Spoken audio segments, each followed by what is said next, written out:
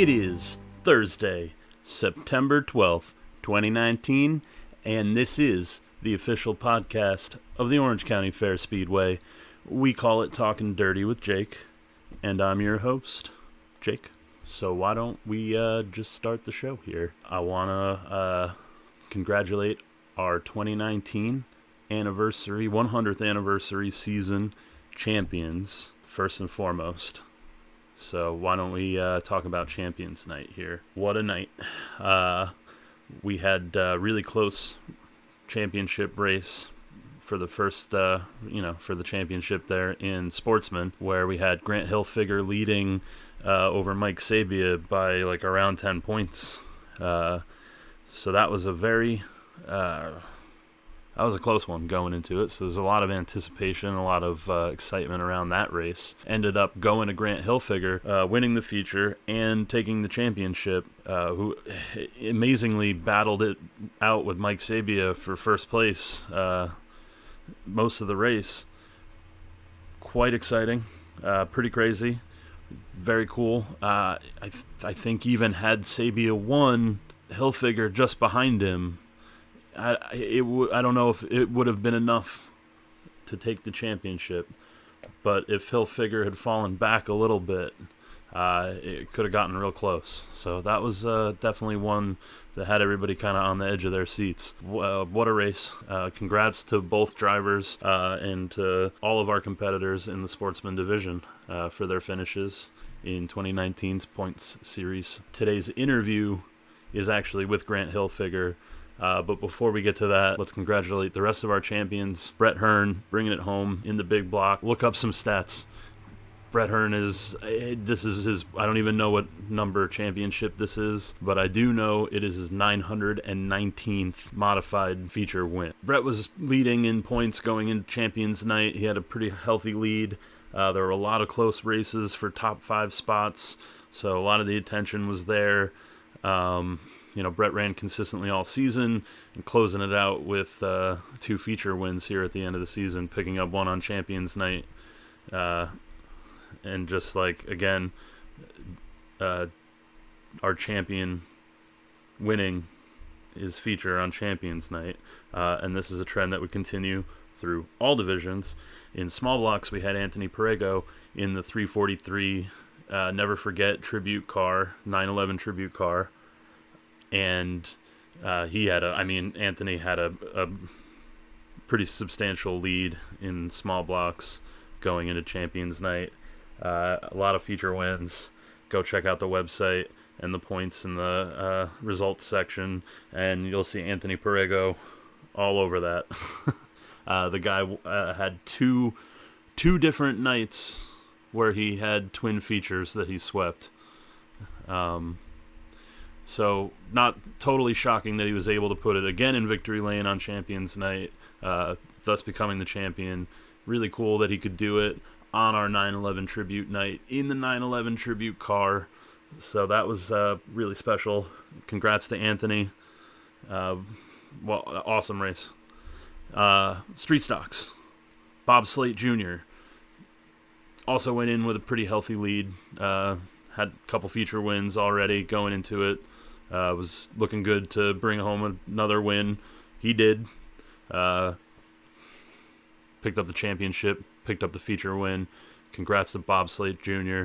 on your Street Stock Division Championship on this 2019 100th year season at Orange County Fair Speedway. I believe this is, we've been running points series, full championship series racing since 1950. Our first points champion was Russ Dodd. So prior to that, racing was more infrequent at Orange County, but did begin in 1919, as most of you listening probably know. So this is the year we celebrate our centennial. And also celebrating, well, we celebrate every year because it's been the longest running for quite some time, but the longest running championship weekend event in dirt racing is Eastern States Weekend. We've been doing it since 1962. This is the 58th running of it this year in 2019, and it's all going down at the end of October 25th, 26th, 27th, Friday, Saturday, Sunday.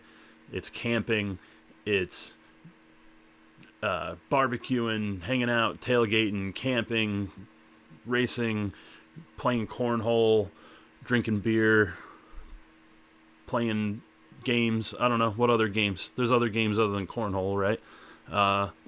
But that's, if you've been, you know what I'm talking about. If you've never been, go to Eastern States. Make that your first dirt racing experience. Highly recommend it. It'll blow your mind. It's an incredible weekend. It's just so much fun. You will you will be exhausted at the end of it, but man, will it have been worth it. It's if you did it right, at least you'll be exhausted. But so Eastern States, October 25th, 26th, 27th, the day before Thursday, October 24th, the final race of the Short Track Super Series North Points Championship is the hard clay finale. So come out for that. That's the Short Track Super Series, Brett Deo's series. It's going to be a great race, and he just put out some info on that. There's going to be a 360 sprint car feature attached to that night as well. So if you're into the sprint cars, you're going to want to come out for Thursday, October 24th, hard clay finale, the prelude to Eastern States Weekend. So that's just bumping into things here. Anyway, we touched on Eastern States Weekend. We congratulated our champions. If you want more info, you can check out the race recaps from our Champions Night, from any race this season on our website. You can check out points. Check out the on-demand video section or the documentary. There's a tab right in our main menu for viewing the documentary. It's a 10-part docuseries. It aired first on foxsports.com, and it covers, pretty much the whole 100-year, lifespan of Orange County Fair Speedway, right on up to the Centennial event, the Centennial Race weekend of this year.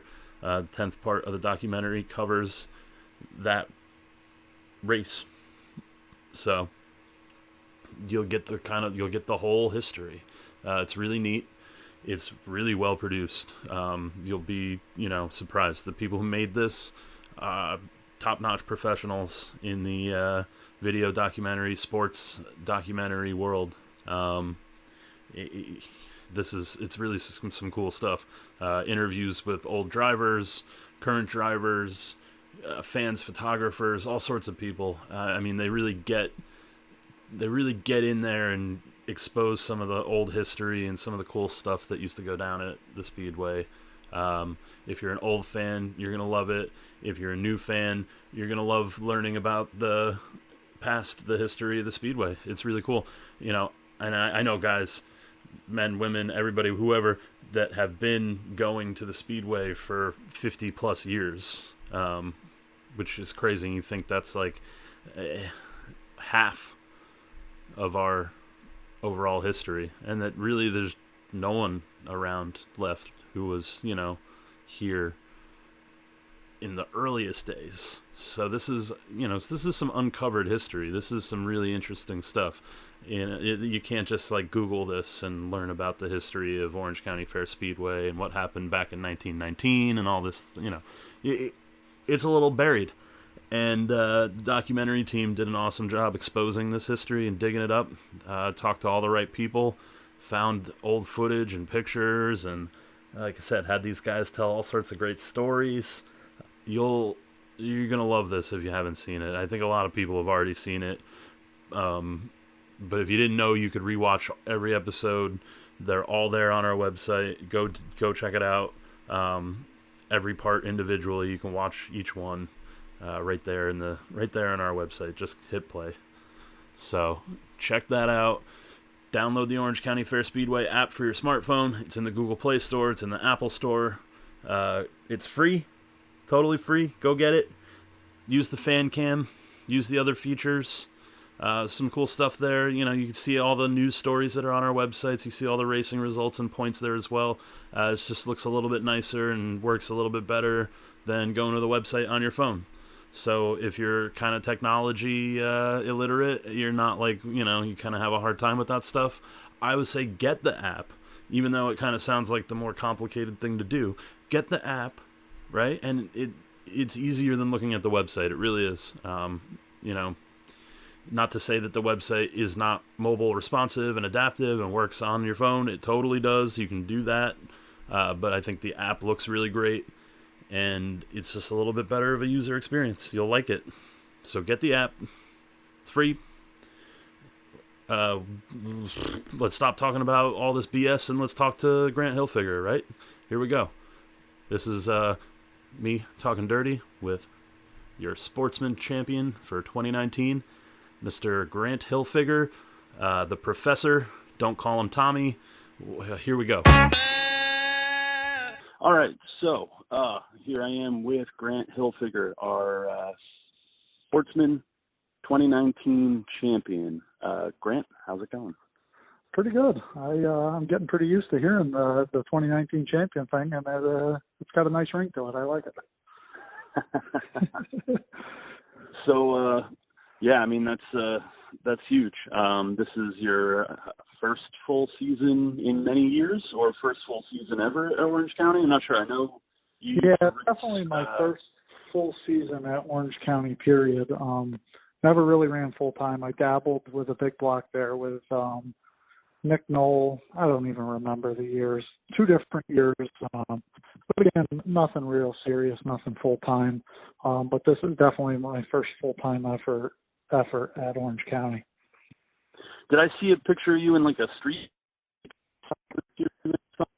Or it looked like some kind of a... yeah, 98 I started with a pure stock, and then I moved up to street stock. So we dabbled in that a couple of years when I was younger. We had a lot of fun with it. But obviously the next step in this area, was a Sportsman, and then we moved up to modified, and now we just kind of settled in the Sportsman class. Gotcha. Do you find... What was it about the big block ride there that made you go back down to Sportsman? Or I mean, kind of underfunded. We had a lot of fun doing it. Nick Knoll, gave us a pretty cool opportunity, but I'm not one to do anything half-assed. So if I can't do it to the best of my ability, there's no sense of doing it. And that's kind of where we ran into with that. I'm not saying I don't think we'd ever not be able to compete on that level, but again, this is a hobby for me. So if I can't just do it on a budget that works for my family and have fun with it, I'm not going to stress out over a race car. Yeah. Well, I mean, with after that new track surface went down, Sportsman racing all the racing in general got so much better. That's incredible. Sportsman class racing was, all of a sudden, just putting on crazy good shows and really intense racing action. So, happy to have you in any division, right? It's been pretty cool. Yeah, it's great. Guys like, what do we have? We had Clinton Mills used to run a big block, came back in a Sportsman this year. That's cool. Just to have guys come back at all is pretty cool. Yeah, definitely. The new surface is just great. Anytime with a limited horsepower car, if you're locked into one groove, it makes the passing really, really hard. And, when the track was rough, we were able to move around just because, we were avoiding some character in the track. But once it kind of got to where it was a one-lane track, it was tough to pass. You had to wait for the guy to make a mistake. But with this resurfacing project, the undertaking that Orange County took on to do that and for it to actually work. Who resurfaces a track in the middle of the year? It's unheard of. And as far as I'm concerned, it was perfection. Even with the dust problems we had, I've raced in the southern tier, and I've literally raced where I couldn't see the car in front of me, or a U-tire or a wall or something like that. So I'm not saying that the dust wasn't a problem, but you guys got it under control really, really fast. And I think a part of that was the early start time and the August weather. You know, let's face it, you can't get enough water on a track during that time of year. So what an undertaking and what a privilege to be able to race on a surface where you could literally run right up against the outside wall or right against the inside wall and anywhere in between. Yeah, there was definitely a lot of fear and skepticism around the idea of resurfacing mid-season like that. Yeah, and, they took it on like a champ and they got it done. And yeah, I mean, I was definitely sweating that one. Yeah, I'm no track expert, so I'm just looking at what everybody says. And tire wear, we were to the point where once the track smoothed out, we were burning 2 tires a night. And I'm not going to lie, that would have definitely cut into the fun factor of me racing there if that was what we would have had to lock into and commit to. And realistically, once I bought these 300s for the 3 corners and we had to run the 400 on the right, we were still in the Sportsman. I haven't touched a tire since we bought the original 2 sets, and that's amazing. It really makes it more fun when you're not reaching into your pocket every night to put new tires on the car to stay competitive. Wow, yeah, it's you're not alone in this being a hobby racer. I mean, very few guys that race Middletown are full-time racing for a living. So I mean, it's very it's very relevant to talk about this kind of stuff to most of our competitors. It's the cost of tires, the cost of gas, the cost of running every week and on a track that's beating up your equipment. It can be very difficult. Yeah, I mean, I know people throw it out there that we're this big budget Sportsman team, but in reality, I have 1 car, 1 engine, 3 sets of wheels, a 24-foot trailer, and yeah, we might look like we're big time, but it's just because I have the best behind me, with Jerry Higbee and those guys. My car looks like new every week, but at the end of the day, we're just another Sportsman team. Well, I'll tell you, when you first showed up, the last thing I thought was that this was some big team. I see this plain white car, some like electrical tape, number on there, and I'm like, who's this new scrub? Like, what's this guy doing here? And then, of course, he put it in victory lane, and I'm like, oh. Okay, I guess this guy's somebody, and I've followed you with interest ever since, man. I mean, that was like you showed me, and right, definitely, and just like anything, no one's ever stood in victory lane and thanked their lettering guy or thanked the guy who built their trailer. At the end of the day, you gotta focus on what matters, and with our combination with Jerry Higbee and my crew doing the tires and Fastline doing the shocks, we focused on what mattered. All year changing with that track condition. And, we never settled. We might have won 1 week and we're still talking with Jerry and Fastline about how to make the car faster. And that's even the case right now. We won last Saturday, but we're changing the car for Eastern States. I'm not 100% happy with it yet. And I think that's what it takes at Middletown right now. You can't just keep coming back with the same setup. You have to keep getting it better, and a lot of people have. So that's, I mean, an Eastern States win, that would be a big one. I'm going to be honest with you. Everybody said Middletown is a big deal, and I didn't take it seriously until we started winning, and we got to this point. Now we won the championship. So what a perfect season it would be if I could go into my first Eastern States weekend. And, and I'm not going to lie, I'm not greedy. I would be very happy with the top 5, but I'm going to tell you, I want to win that race more than I've wanted to win any race in my life. I imagine. I mean, you've had, like I said, after that Hard Clay Open win, you've had some big wins at Orange County this year. Yeah. Also, I mean, hard to not address the big win that you almost had. Yeah, definitely. I mean, that was definitely, and I'll throw my hand in the air. It had nothing to do with my crew. It had nothing to do with Higbee. It had nothing to do with the guy I got my crate engine from. Earlier in the season, I was going through valve springs like crazy. So, I jump on my phone at lunch and I researched valve springs, and it came up, pack valve spring, part number, whatever. The poundage was right, but the reliability, they said I could run them all year. So me being a plumber by trade and a businessman, I'm not changing my valve springs every other week.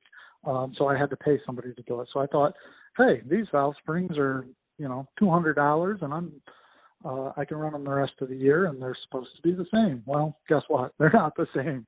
Mr. Johnson got me on them, although some of the statements that they put out about them being progressive springs and stuff like that is 100% incorrect, but at the end of the day, illegal is illegal. Right. Well, thanks for not shying away from it. It's when something like that happens, and and I'm talking to somebody, it's like you never know to what extent somebody wants to address. Yeah, it is what it is. We got caught. I did it. It's obvious that wasn't the key to our success. It was more towards reliability and one less thing to think about on the car. But at the end of the day, it was illegal, and I kept my hat to the tech inspectors. It's nice to go to a racetrack where everything is tech heavily, and they've checked every inch of my car. There's grumblings out there that it needs to be can doctored, and they didn't do it that night. Well, if anybody was in tech that night, it started pouring, and I was already disqualified. But I welcome anybody anytime, whether they want to go to Higgs shop to do it, whether they want to do it before the race, after the race, or whenever. They could check my car over from top to bottom. And to be honest with you, if you ask some of the Sportsman guys, when they ask for what I'm doing, I walk into my trailer, I open up my setup sheet for that race, and I let them look at it. So we really have nothing to hide. The better our competition is, the better the racing's going to be, the more fun I'm going to have. Right. Yeah, why would a guy who's just going out there to have fun and for his hobby, it doesn't even really make sense. It just... No. Not at all. And if it's for fun, you want to have real competition. You don't want exactly. Even back from my open sportsman days and the time that I ran modified, if you spend all that money on a illegal engine, like truly illegal, and you get caught, what do you do with it? It's worthless. I'm a business guy. I cannot afford to put a ton of money in an engine and just roll it under the bench and say, okay, let's pull out another one. At the end of the day, it don't make sense to cheat. And the crate clash, you really don't have to. One of my prime examples of that is when the Deo series first started, you could run anything, big block right down to a spec motor. So you're talking a 250 to 300 horsepower difference. So they would go to a place like Penn Can or, Woodhull or something like that. And at the end of the night, they were all mixed up and they all weighed the same weight. So if you have that big of a horsepower difference, they could be competitive together. What do these crate guys think they're getting out of 20 horsepower? Right. It really, the handling, the driving, tire preparation, chassis maintenance, that's where it's at with these cars. Yeah, so that's an interesting point. It really comes down to the dedication. Yeah, for sure. The will to just be working on your car all the time. Yeah. Set up. We have people that are complaining about us being fast. Now, I watch all the heat races. I try to stay up on who's doing what, and they're bouncing off the wall. They're half sideways in the middle of the track. They're running into the guy in front of them. That's not how you're fast. You just got to be smooth and do your thing. So, it's tough being characterized as a cheater, and just because I'm fast.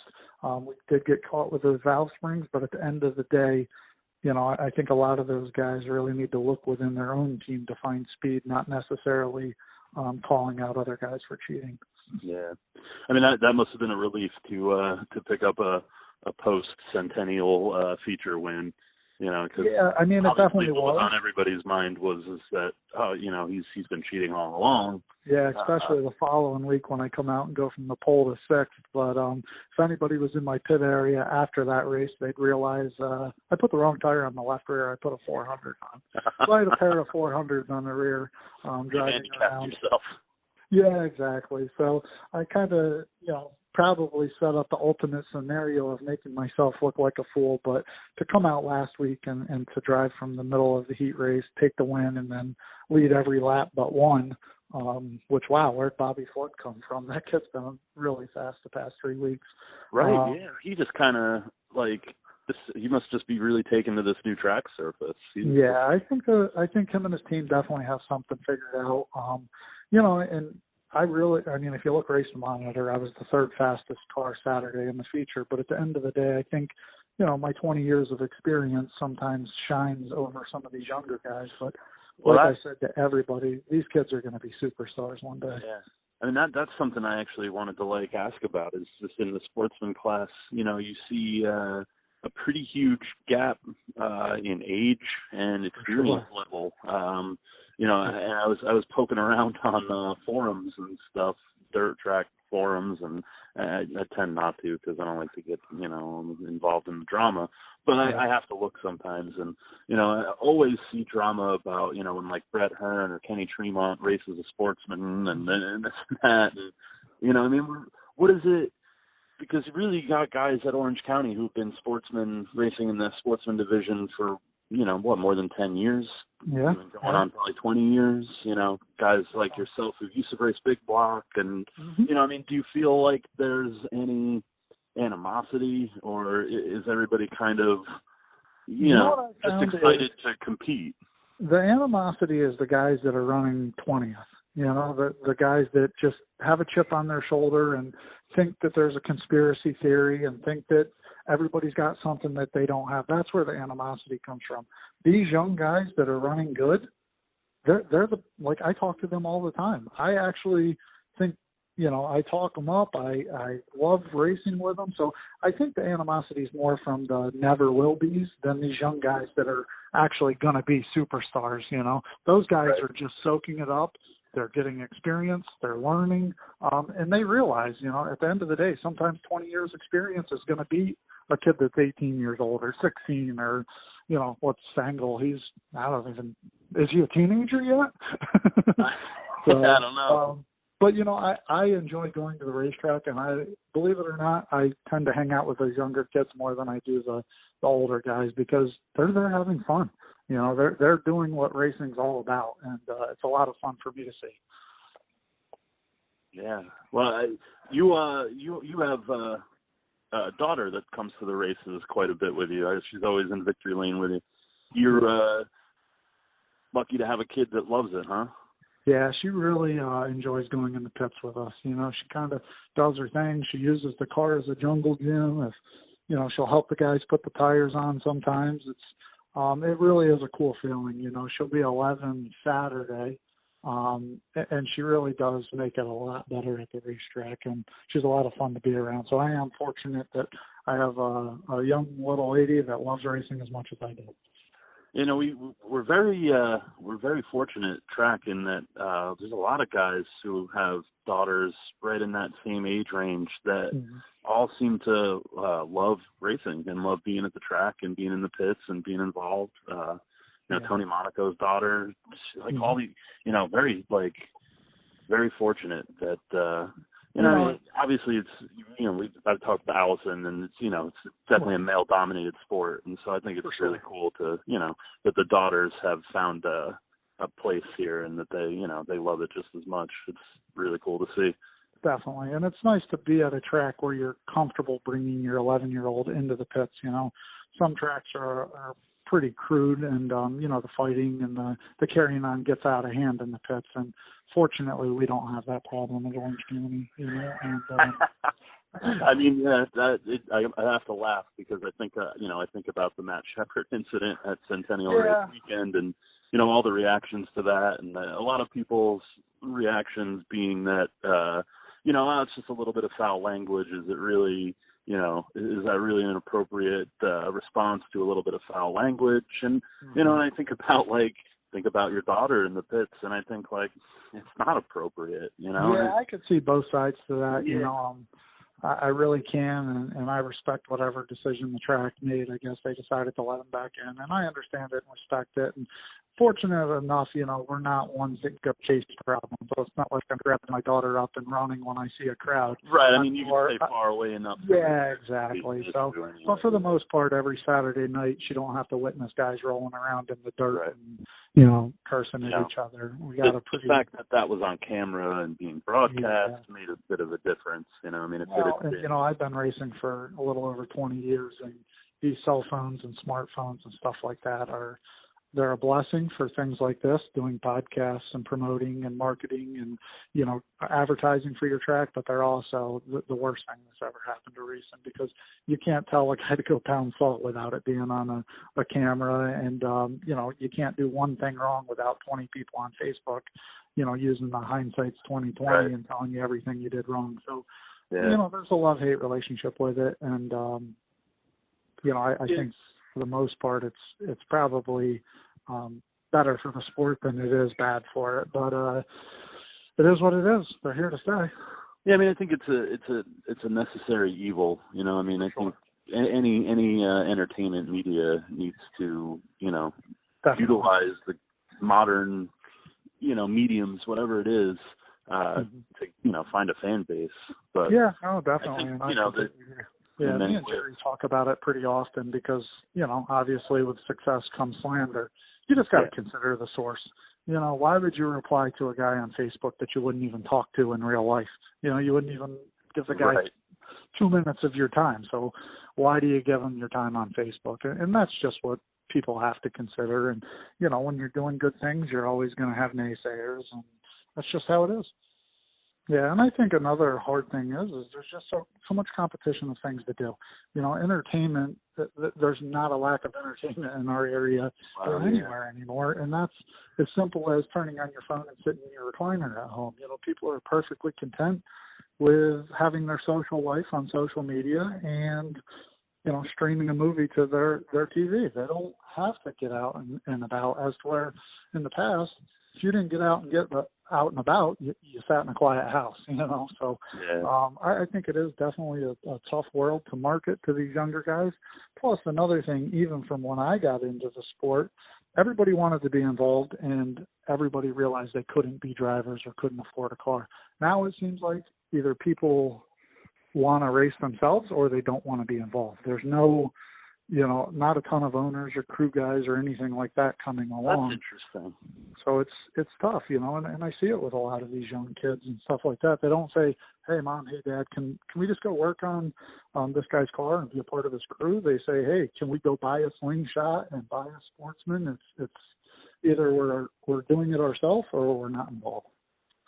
That's an interesting observation. I hadn't really thought about that. When you can go buy a race-ready Sportsman, you know, and I'm talking about a winning car for under $20,000, you know, you can load it up. You can go race for $1,000 to win, a $5,000 championship. You know, at the end of the day, why wouldn't you try it if you have the funds, you know? And realistically, you could probably even get one cheaper than that this time of year by the time everybody's frustrated, aggravated, and selling out. It don't take a special car to be a great sportsman. Yeah, I never really thought of it like that because personally I have no desire. I'm just like a big Sasquatch of a man. I don't even think about getting in one of those cars. Well, and that's another thing that's changed a lot. When I first started racing, when I switched to the Sportsman, it was like 2002 or 2003. I don't remember the year exactly. I bought a 12-year-old car, and we went and raced and had fun. Nowadays, guys would laugh. They're like, I wouldn't buy that car, this, that, the other. But they forget it's about the gaming experience, the working on the car, the learning how to set it up. It's all the same, no matter if it's a 15-year-old car or it's a brand new car out of Jerry's shop. You still have to learn. You still need to get experience. You need to get on the track. So I think a lot of people cut themselves short because they feel they have to have the best of everything and can't afford it. So instead of going and buying, you know, an $8,000 race-ready car or a $12,000 race-ready car, they just don't do it. How old, at this point now with, you know, current rules, regulations, how old of a car could you even get away with running? I mean, I think it depends on how well the car was taken care of, but it's no secret that our cars have not evolved a lot in the past. I mean, since I've been doing it, a modified's kind of been the same, you know, since T.O. came out with that roller rear bird cage. Now, don't get me wrong, people are doing J-bars and left side panhard bars, but you can convert any car to do that. So the best I could say is in 2012, 2013, somewhere in there, I drove a crate Sportsman for a guy, and it was a 2003. So I think you could get away with a 10-year-old chassis, but again, you have to have the thing running good. You have to maintain it. You have to work on your tires. you really have to do your work on that. But I don't think with this crate Sportsman, a 380 horsepower car, that you really need to have brand new. You just need to get it, to either a Jerry Higby or something like that. Make sure it's assembled right, and you really have to work on your car. Yeah, that seems to be the big takeaway here. It's all just work. Yeah, it's all just work in the sportsman class. Yeah, definitely. I mean, you can come over to my car at the end of the night when I roll it into the trailer. I grab the front bumper by one arm and I pull it closer to the trailer. I bet half of the cars in the sportsman class, you couldn't push or pull it if you tried, and that's free. That's free speed right there. Wow. Well, what else do I have for Grant Hilfiger? Oh, here's one. The name, man, Grant Hilfiger. So which do you get often? Do you get Tommy Hilfiger or Grant Enfinger? Tommy Hilfiger the most often, because obviously there's more people that know that than Grant Enfinger. But I do have a funny story. So when Grant won Daytona, I'm not saying everybody knows me in town, but my dad goes to the local gas station, and he literally had a guy run across the parking lot, jumping up and down, fist pumping, saying, "Your son just won." And my dad's like, "What are you talking about?" So we've had that too. But Tommy Hilfiger is the most known, especially since 10 miles down the road we have a Tommy Hilfiger outlet store. That's funny. I mean, Tommy, that was big when I was growing up and when I was in school. Tommy Hilfiger shirts. That was the thing. So. Yeah, definitely. It'd be better if I could get it to calling you the professor. That's. Yeah, it's pretty neat. I don't know where that came from, but yeah, he said that just during one race he thought of, hey, this guy's schooling these guys, let's call him the professor. So I say with my experience and age compared to some of these younger guys, I like it. At first I was like, oh man, where the hell did he get that from? But then I watched the video of me taking the checkered flag, and here comes the 2019 Sportsman points champion, the professor. So. It's catching on, and I actually have some local people here that, that go watch me race, and I get a text message, "Oh, congratulations, professor." So I've never really had a nickname, so I'll take it. Why not, right? It's an honor one way or the other, right? Not everybody gets a nickname. Right. You picked one up pretty quick, so yeah, it was pretty cool. If anything, it's an honor. Yeah, Tim's good at what he does, so whatever. If he gives it to me, I'll take it, and I'll wear it with pride. Yeah, but I wouldn't say he doesn't have a couple questionable nicknames, but yeah, I'm sure. But yeah, no, that's pretty cool. You definitely made an impression to get a Tim Pitts nickname. Cool. Well, I like to think that we showed up, we did it, and we're respected by most. Obviously you're not gonna gain respect of everybody because some people don't even have that in their blood. But I've made a lot of friends. I look forward to seeing these young guys race for a long time, and I could say, hey, remember when I used to race with you? And I could always pick on them like, hey, I beat you when, because I'm sure, who's that guy? Who's the young guy that's going to surpass everybody? I'm going to be honest with you. I'm really a fan of Sammy March Jr. I really am. I don't know if it's just his personality. I just enjoy watching him race. I like racing with him. Bobby Flood, he's going to do great things in a car. Not that I got to race with Cormier a lot, but he's another one that I don't see how they race all of what they race, but I enjoy watching them. I got to race the Centennial race with him, and he's another one that, kind of made me look foolish at different points during the race.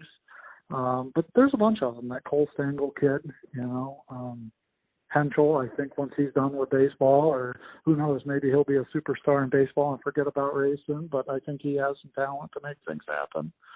There's just a bunch of them. Charles Lodice, I think he's got some talent, and, he's going to do some cool things. But, I just think back to what I was doing when I was 15 and 16 with my pure stock and stuff, and there's no way I could compete at the level that these kids are competing at now. I just maturity-wise, I wasn't there. It really didn't click for me until I had 6, 7, 8 years under my belt, and these kids already have it. It's impressive when you think of it like that. I certainly wasn't doing anything that meaningful at 15. Right, exactly. And I listen to these kids talk, and they're like, yeah, I scaled the car, I set the car up, I got to wash it tomorrow, and this, that, the other. And, with my pure stock, I was just happy to get it off the trailer by Wednesday, So, and they're go-getters. They're racing 2-3 nights a week. I mean, look at Bobby Flood. He almost won the championship up at Afton. He comes down to Orange County, puts a licking on us down there. He's all over the place. And it takes a lot of focus for a guy, a young guy to do that. Yeah. So, well, I don't know how long we've been talking. It feels like we got it in now. Yeah, I'm sure long enough that people aren't going to listen to this whole thing. That's always the mission, man. Is just like hit that sweet spot of like right. You're done now. You're tired of listening. I think we're probably there. So, but no, I got to thank my crew, my dad, Jerry Higbee, the whole HigFab crew. I mean, they've taken me in just like I'm one of them, and I've known them my whole life.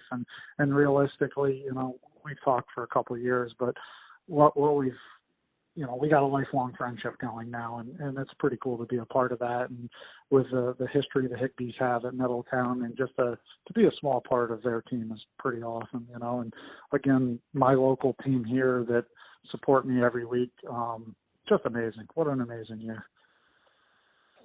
All right. Well, Grant, thank you for taking the time. Thanks, Jake. I appreciate you guys and everything Orange County's doing. Yeah, man. We'll see you at Eastern States. Best of luck to you there. All right. Thanks, man. Have a good day. You too. Bye-bye.